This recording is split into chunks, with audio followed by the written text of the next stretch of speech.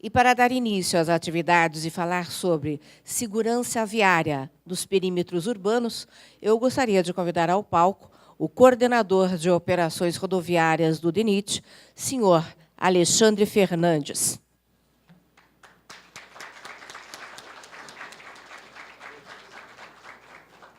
Bom, em primeiro lugar, muito bom dia a todos. Quero parabenizar a Dataprom pela iniciativa de se promover um evento dessa grandeza. Toda a infraestrutura aqui oferecida, todas as discussões, o nível técnico dos debates também tem sido enriquecedor para nós que vivenciamos a mobilidade urbana, o trânsito. E nessa mesma oportunidade, agradecer o convite. Tá? Estou aqui, neste momento, nessa oportunidade, representando o DENIT, que hoje, por mais que muitos não saibam, o DENIT é um órgão de trânsito. O DENIT hoje tem atuado em toda a nossa malha rodoviária federal pavimentada e não pavimentada, e a nossa atuação, em termos de trânsito, ela tem sido cada dia mais crescente. Nós temos evoluído nas especificações, nas exigências dos nossos contratos, seja ela de fiscalização de trânsito, seja ela na parte de sinalização e segurança viária. E, nessa oportunidade, eu trago aqui uma apresentação sobre algumas críticas e algumas sugestões do que nós podemos fazer quando a gente fala de perímetro urbano. Dos nossos 50 mil quilômetros de rodovias pavimentadas, nós atravessamos aproximadamente 1.200 áreas urbanas, tá? Seja ela um município, seja ela um povoado, e esses locais, pela sua particularidade, ele acaba tendo que receber uma atenção diferenciada, porque no perímetro urbano, nas vias urbanas, a gente tem uma distinção das vias rurais. Nas vias urbanas, nós temos aquele tráfego local se misturando com o tráfego de passagem, nós temos todas as características em termos de ciclistas, pedestres, e toda essa problemática de acidentes de trânsito trouxe para o DENIT, que é um órgão de trânsito, uma preocupação. O que nós podemos fazer em termos de redução da mortalidade e dos índices de severidade de acidente? Então, para contextualizar, ontem nós tivemos uma apresentação do professor Zias, né? Tivemos falando bastante sobre comportamento, né? Hoje nós vamos ter também uma palestra aqui com o Cassiano, que vamos tratar de educação. E dentro daquele tripé de atuação no trânsito, de engenharia, educação e fiscalização, o meu foco aqui vai ser mais na parte de engenharia. Muitos dos acidentes que acontecem nas vias, seja elas rurais ou urbanas, elas têm uma causa. E muitas das causas dos acidentes são problemas de engenharia, são problemas que nós temos nas nossas vias que não são tratados de forma adequada. Então, por exemplo, muitas vezes nós temos um polo gerador de tráfego e ele não tem o tratamento de engenharia adequado e compatível com aquela característica do tráfego. Então, toda a minha abordagem, toda a minha apresentação, ela vai girar em torno de uma intervenção proativa no que diz respeito à engenharia. Então, hoje a nossa problemática, nós temos mais de 1 milhão de mortes no trânsito. Esse é um problema grave, como a Rosângela apontou ontem na apresentação dela. E o mais importante de tudo é que nós devemos conhecer e saber que todo acidente ele tem um custo. Todo acidente ele gera um custo, seja ele associado às pessoas, seja ele associado às corporações que promovem o atendimento, seja ele aqueles custos hospitalares e seja ele aquele custo de reposição do patrimônio público. Então, todo acidente ele tem um custo. E o Brasil, como signatário aí da década, né, de ações para o trânsito. A gente tem como o DENIT, no âmbito do governo federal, como um grande protagonista dessas ações. E aí, antes de entrar na parte específica de engenharia, eu queria aqui abordar alguns aspectos legais, que muitas vezes são deixados de lado quando a gente está falando de segurança viária. E que aspectos são esses? Não sei se os senhores têm conhecimento, mas, em 2014, nós tivemos uma emenda à Constituição que introduziu a palavra segurança viária dentro da nossa Carta Magna. Então, a segurança viária, hoje, ela é tratada no âmbito da nossa Constituição, e ele foi muito objetivo. Dentro do capítulo de segurança pública, ele trouxe, no seu artigo 144, que a segurança viária ela é exercida para a preservação da ordem pública. Tá? E ainda coloca que compreende a educação, a engenharia e a fiscalização de trânsito. Então, esse é um aspecto legal que precisa ser destacado, porque, muitas vezes, nós não, como gestores públicos, nós não nos preocupamos com a atuação da engenharia. E eu quero fazer um destaque que nós temos um respaldo legal quanto a essa atuação. Estou apanhando aqui. Um segundo aspecto legal que eu preciso destacar é o Código de Trânsito Brasileiro, tá? Que logo no seu artigo 1º, ele traz a seguinte colocação, que o trânsito seguro é um direito de todos e um dever dos órgãos e entidade que administram a via. Então, logo no seu 1º artigo do Código de Trânsito, ele já traz essa responsabilidade que, muitas vezes, os gestores públicos eles se omitem dessa responsabilidade. Então, dois aspectos legais. Primeiro, a gente tem uma emenda constitucional e temos o Código de Trânsito Brasileiro. E, na sequência, eu costumo trazer o Código de Defesa do Consumidor, que, muitas vezes, a gente não encara o Código de Defesa do Consumidor como uma relação a ser inserida nessa questão de mobilidade urbana. O que acontece? Quando nós, órgãos, nós construímos uma via, quando nós abrimos, entregamos uma obra, nós temos algumas obrigações quando a gente trata dessa relação de consumo. E, no artigo 39 do Código de Defesa do Consumidor, ele coloca que constitui uma prática abusiva eu colocar no mercado um produto ou um serviço que esteja em desacordo com as normas da BNT. Então, veja, vim falando da Constituição, trouxe o Código de Trânsito, e agora eu trouxe o Código de Defesa do Consumidor, que é uma lei federal e que se aplica nas relações de consumo. Então, o que acontece? Por que eu trago esses aspectos legais antes da gente entrar no mérito da engenharia de tráfego?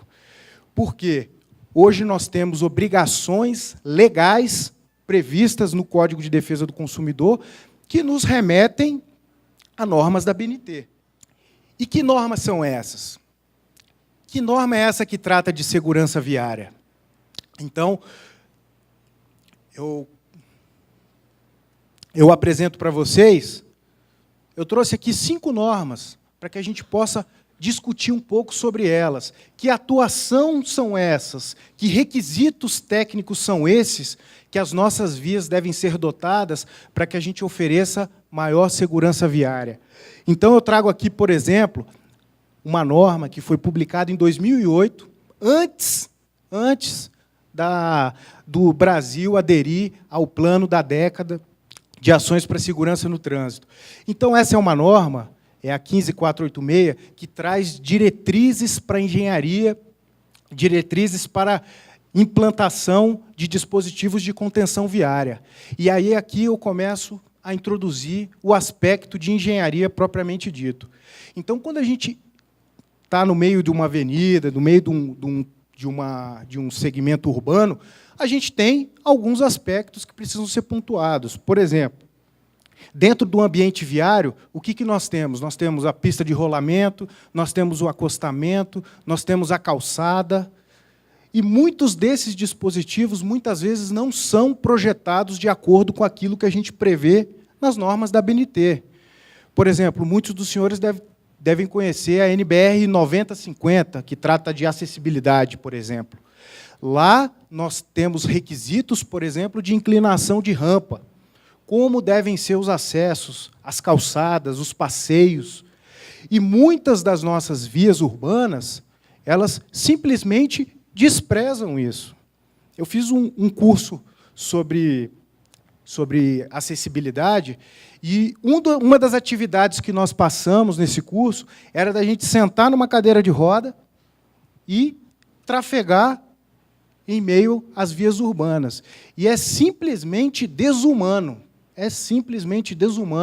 a realidade que nós temos dentro dos perímetros urbanos. Então, o que eu estou invocando aqui? Eu estou invocando uma norma da ABNT que tem um respaldo do Código de Defesa do Consumidor e que, muitas vezes, não é seguido pelos órgãos públicos. E é isso que nós temos que perseguir. Claro que nós temos um passivo no Brasil imenso a ser vencido, mas nós temos que dar os primeiros passos. Então, quando a gente fala, por exemplo, de acessibilidade, nós temos uma norma da ABNT que remete à acessibilidade. Quando a gente fala de segurança no tráfego, nós estamos trazendo alguns conceitos que remetem também à segurança viária. Então, por exemplo, uma situação que é muito comum e rotineira em municípios, você instalar postes de iluminação às margens de uma via. Isso é uma situação corriqueira e normal no âmbito dos municípios.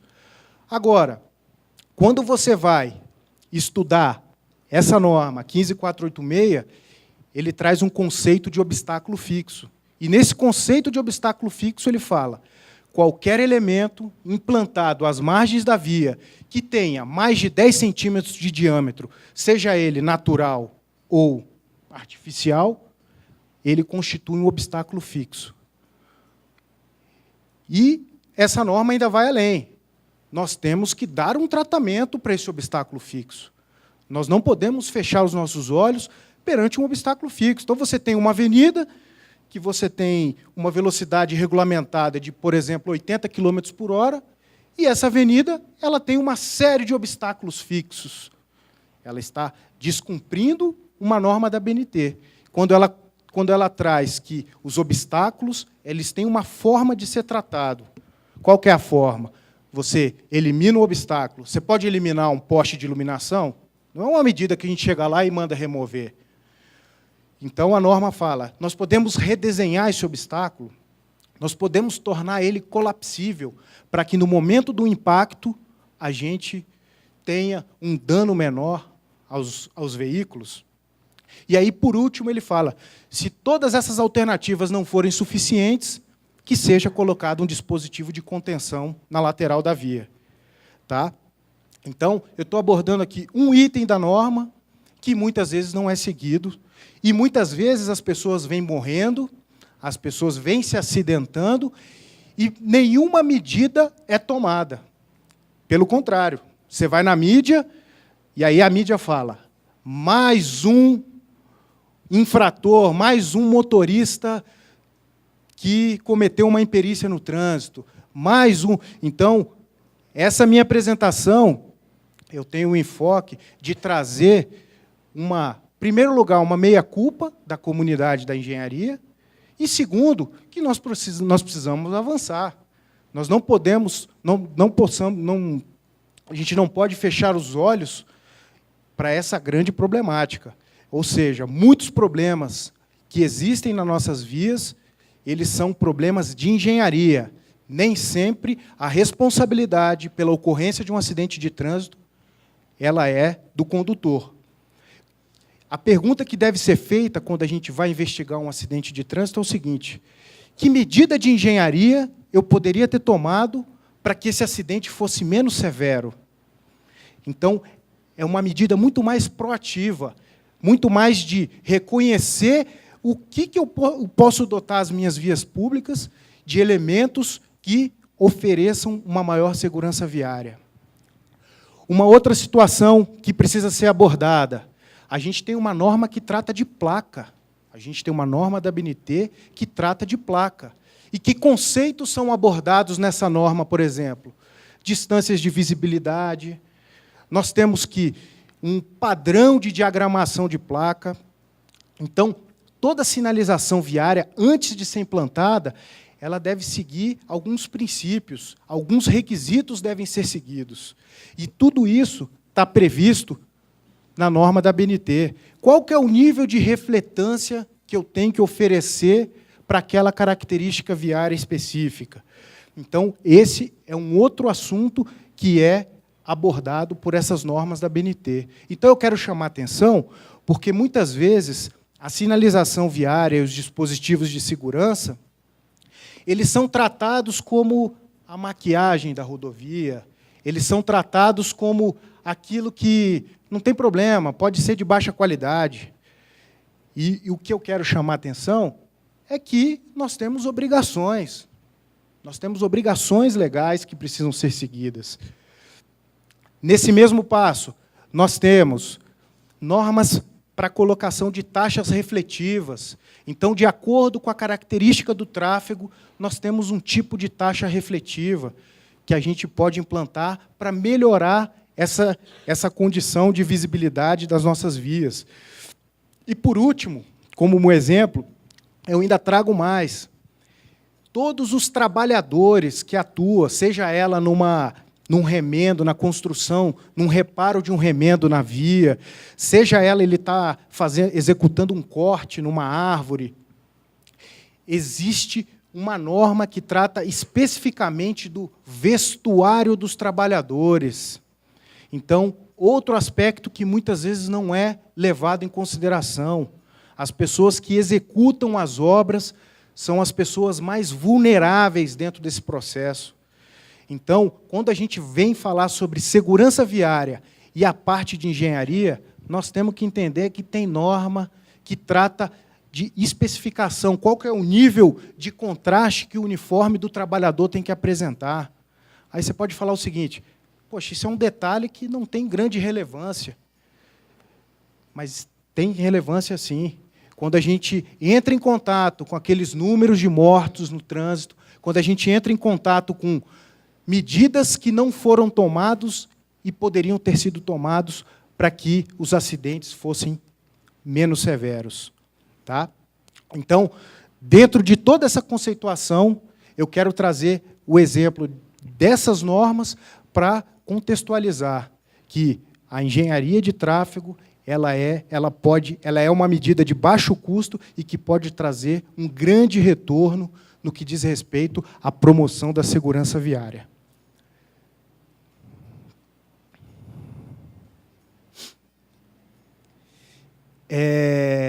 Eu tenho nas minhas apresentações um exemplo, né, um exemplo até ruim, que foi a morte do cantor Claudinho, da dupla do Claudinho e Bochecha.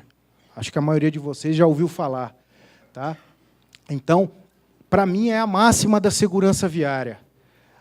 Foi a morte do Claudinho. Tá? O Claudinho morreu lá em 2002, 2003. E o que aconteceu? Não sei se vocês conhecem a história, mas o cantor tinha feito um show e ele estava se deslocando na Via Dutra, lá em São Paulo, e o motorista estava dirigindo com excesso de velocidade. Ele estava a 120, 150 km por hora. E o que aconteceu? Existia uma árvore às margens da rodovia. Então, veja, a Via Dutra é uma rodovia classe 0, que tem a velocidade regulamentada, se eu não me engano, no local era 120 km por hora, e, no local do acidente, existia uma árvore. Existia uma árvore às margens da rodovia, que é uma situação corriqueira, se você for percorrer alguma rodovia ou alguma avenida. Muito comum a gente encontrar uma árvore. E aí, o que aconteceu? Ele perdeu o controle, se chocou com essa árvore e ele veio a falecer. E aí, a família entrou na justiça para requerer danos morais, materiais, etc. E, na sentença do juiz, o juiz foi muito preciso e muito objetivo. O juiz condenou a concessionária a pagar a pagar danos materiais. Mas o mais interessante foi a sentença do juiz, quando ele colocou o seguinte: quem causou o acidente foi o motorista, que estava com excesso de velocidade. Mas quem matou o Claudinho foi aquela árvore que estava implantada às margens da rodovia e a concessionária não tomou nenhuma medida para proteger os veículos desse obstáculo fixo que estava implantada às margens da rodovia. Então, quem causou o acidente foi o motorista, agora quem matou foi a árvore. E se você fosse seguir ao que está previsto na norma da ABNT, a norma fala o seguinte: tem um obstáculo fixo, esse obstáculo precisa ser tratado, precisa ter um dispositivo de contenção. E a concessionária não colocou nenhum tipo de solução de engenharia. Ou seja, se a norma da ABNT tivesse sido seguida naquele ponto específico, com certeza ele estaria no meio de nós aí, fazendo show, estaria vivo. Então, são casos como esse que nós temos que, sim, suscitar discussão. Nós temos que, sim, ir para as universidades e despertar a vontade de trabalhar com segurança viária nos novos engenheiros. Muitas vezes, você vai para as universidades, ou ele vai trabalhar na construção civil, o engenheiro civil, ou ele vai trabalhar com rodovia. Então, é muito comum hoje você encontrar um engenheiro que é especialista em pavimento. Muito comum você encontrar um engenheiro que é especialista em obra de arte. Encontrar um engenheiro especialista nos aspectos ambientais e geotécnicos. Agora, quando você vai para a segurança viária, é um assunto que começou a despertar há aproximadamente 10 anos aqui no Brasil. Então, a conversa e a minha apresentação está girando em torno disso, que a nossa sociedade precisa despertar como um todo, não somente nos aspectos técnicos, mas na dedicação, nos estudos. Veja, a justiça já está convergindo para ações de segurança viária. Então, nós temos que ir nessa mesma linha, mas não por medo da justiça, mas sim por uma atitude proativa, por uma atitude eficiente e assertiva para que as nossas vias sejam mais seguras. E trabalhando com segurança viária, não sei quantos de vocês conhecem Brasília, mas a gente tem um setor chamado Setor Hoteleiro Norte, e esse é um setor em expansão.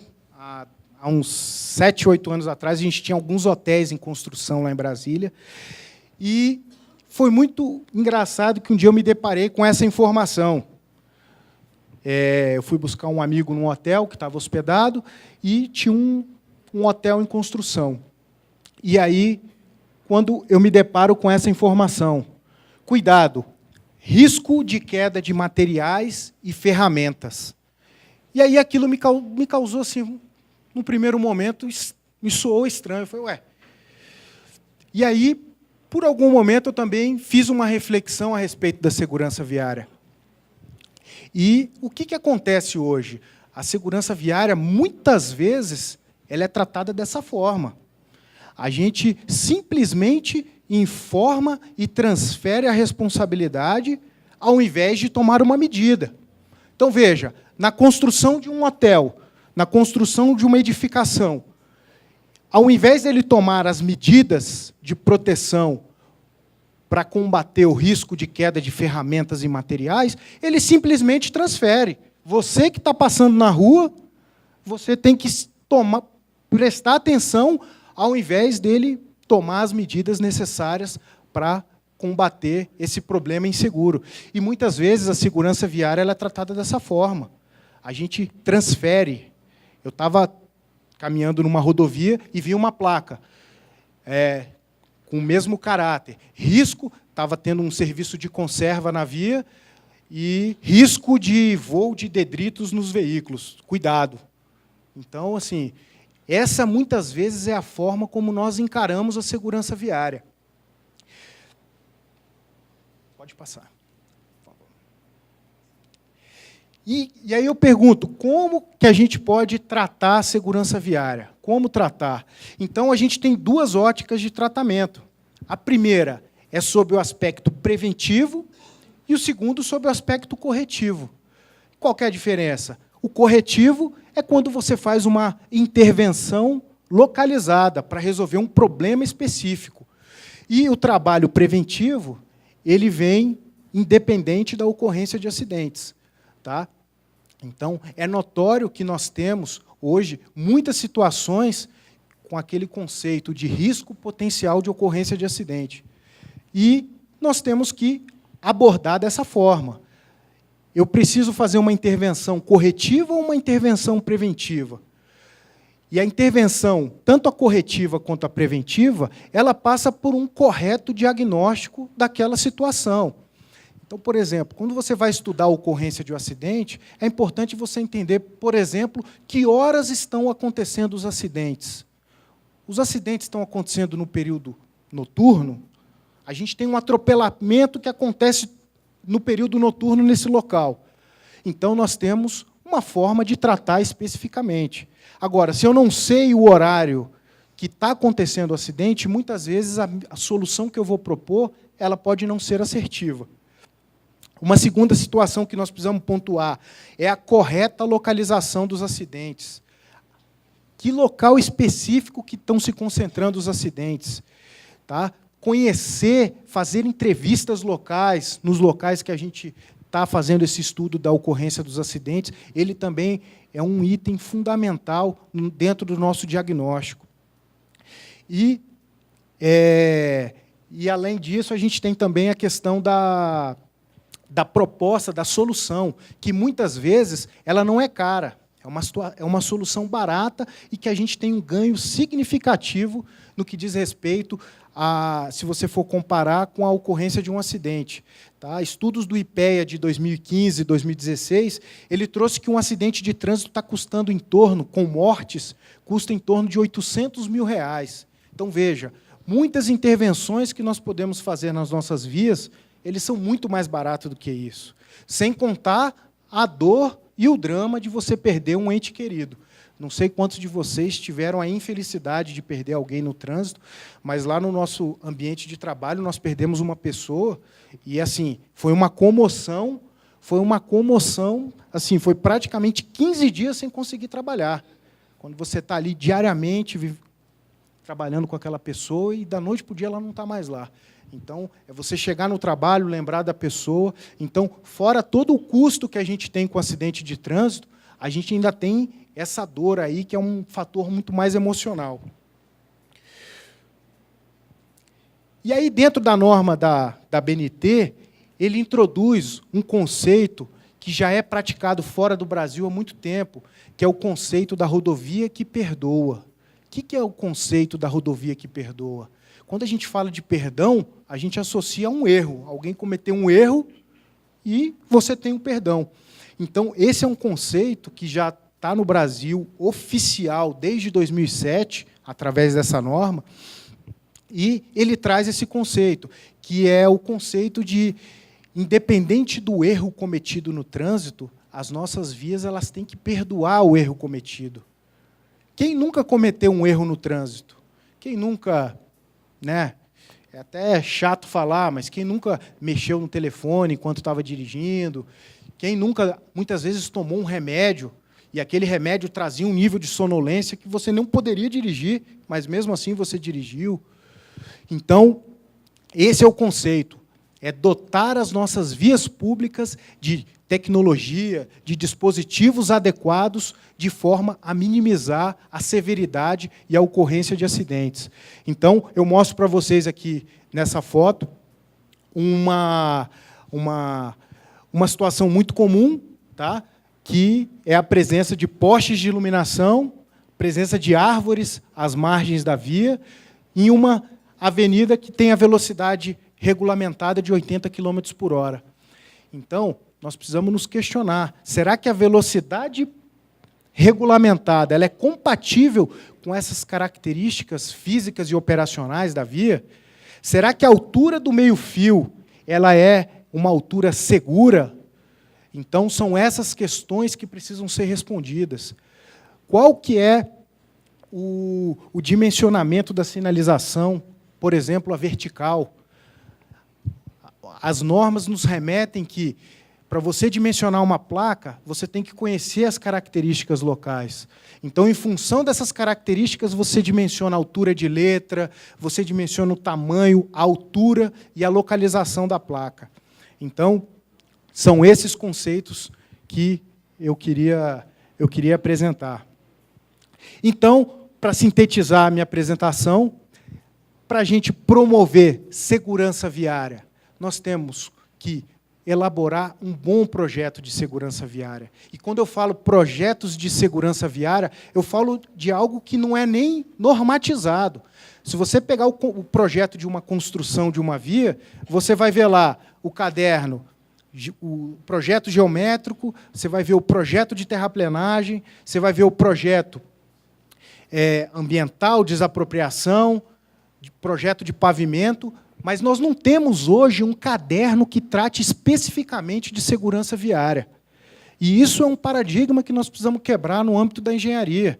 Nós precisamos fazer com que as nossas prefeituras, os órgãos de trânsito, eles contratem de forma correta. E essa contratação ela passa necessariamente por uma adequada especificação de materiais e por um bom caderno de procedimentos de segurança viária. Então, para a promoção dessa segurança viária, nós temos que passar por esses aspectos. Então, eu mostro aqui para vocês alguns exemplos, né? Por exemplo, uma placa que é visível durante o dia, e aí, quando você passa para o período noturno, muitas vezes essa sinalização não é visível da mesma forma. Então, qual que é a diferença? Você vê que elas são perfeitamente semelhantes durante o dia. Agora, quando passa para o período noturno, nós ou não enxergamos a sinalização, ou nós enxergamos de forma deturpada.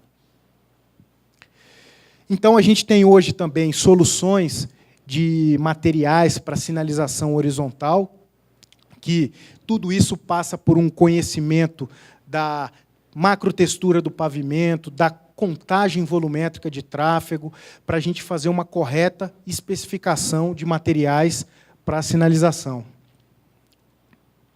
Hoje também, com o advento dessa norma, nós temos dispositivos, os guarda-reios, as defensas metálicas, os terminais absorvedores de energia, que é um conceito que foi introduzido também pela norma, mas muito pouco utilizado, principalmente quando a gente fala de vias urbanas. E, no que diz respeito à segurança de obras viárias. Então, qualquer tipo de intervenção que a gente vai fazer na via, nós temos que nos preocupar com a segurança dos trabalhadores, seja ela com a especificação adequada de cones, de dispositivos eletrônicos, placas, até o treinamento dessa equipe. Então, a segurança viária ela também passa por essas intervenções. Então, algumas considerações finais. Hoje, o Brasil ele é um país que tem bastante tecnologia, basta que a gente implante e especifique de forma adequada nas nossas vias públicas. E nós temos também passar por um processo de capacitação dos técnicos. Então, um evento como esse é um evento que a gente avança, que o país avança com eventos como esse, em que a gente pode discutir e aplicar essas discussões sobre segurança viária. Quando a gente tem uma intervenção na via, muitas vezes a gente tem aquela figura daquele bandeirinha, que é aquele operador que fica ali bandeirando para criar um alerta na via, e muitas vezes a empresa coloca aquele cara que é menos capacitado para fazer essa intervenção. Quando você vai para os Estados Unidos, nós tivemos a oportunidade de fazer uma visita, você vê que, para o cara ser bandeirinha de obras fora do Brasil, ele tem que passar por um curso de 40 horas, tem que ter um certificado, tem que ter um diploma. Então, o que nós precisamos? Nós precisamos trazer esses conceitos, essa nova cultura de segurança viária para dentro das nossas empresas, das nossas projetistas, dentro dos órgãos públicos. Nós temos que respirar essa nova cultura de segurança viária. Então, pessoal, Com isso, eu encerro aqui minha apresentação. Quero agradecer, tá? Coloco os meus contatos aí à disposição e muito obrigado. Obrigada.